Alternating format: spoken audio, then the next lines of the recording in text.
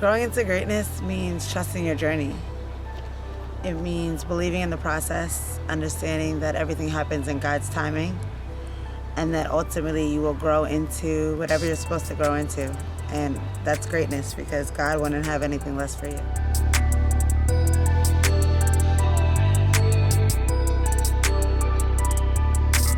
What was one of the biggest obstacles you ever overcame? Maybe being taken seriously for my art and for my crafts.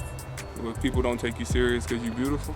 I think that being attractive plays a part. I think being a woman, being young, people are not really trusting or believing I know what I'm talking about.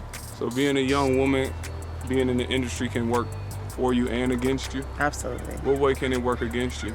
People don't necessarily trust your vision. They don't trust your experience, your know-how.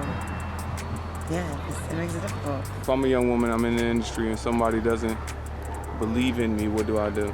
I say you shrug your shoulders and keep it pushing, especially in entertainment. And when it comes to creating art, you don't need anybody to believe in you. Just do it. And I know that sounds so cliche and so Nike commercial, but no, seriously, like, just do it. We're in a show and prove age, so just show and prove.